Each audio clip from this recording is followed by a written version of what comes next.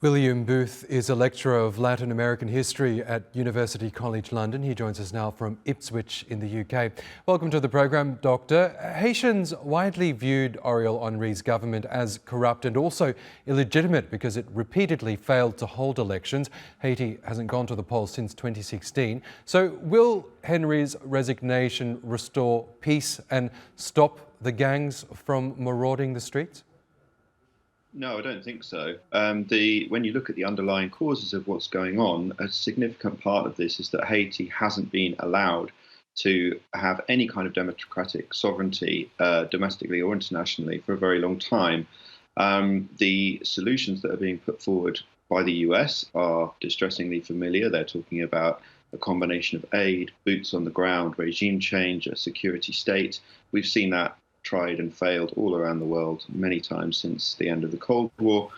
And when you look at what's going to happen with the leadership after Henry's government has been removed, this is going to be another external imposition. This is being orchestrated by CARICOM, the regional organization, but with significant input from three of Haiti's main historical antagonists, the United States, France, and Canada. This is a country that is fed up with international interference, whether that be from troops who have been involved with illness outbreaks and abuses, or with NGOs, which in many cases have been extremely predatory. And since the overthrow, the coup against Aristide in 2004, I'm afraid we've just seen a procession of interference and the undermining of any semblance of democracy in this country. So the regional leaders who met in Jamaica have essentially hinted at some sort of a transitional council that should eventually lead to elections that will appoint a leader. How long will this take, do you think? And do you think this will go according to that plan? Historical examples would suggest that it won't, because it's not going to satisfy the people who are dissatisfied with the current situation.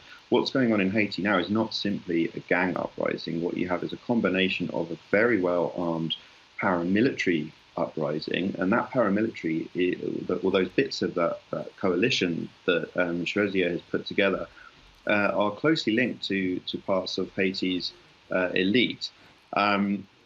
But there's also a social uprising going on because people are clearly fed up with the current situation. And I don't think the imposition of yet another unelected government, of which we've seen many in the past 20 years, is really going to satisfy people's desires for democracy and sovereignty.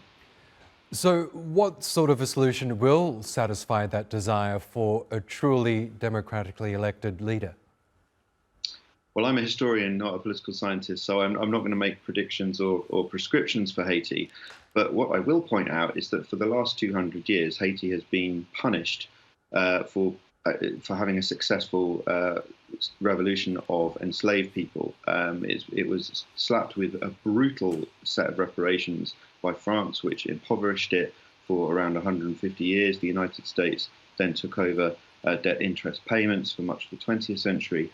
And Haiti, until it is freed from significant dependence on odious debt, on very unfair punitive debt, it is not going to get the chance to develop. It has very tense relationships with its immediate neighbor on the island, the Dominican Republic. The Dominican Republic is militarizing the border, building a big wall.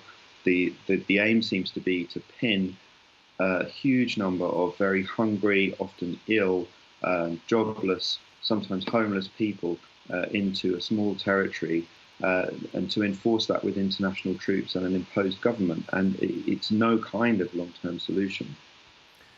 Okay, Dr. William Booth, we'll have to leave it there. Thank you so much for sharing your analysis with us. Appreciate it. Thank you.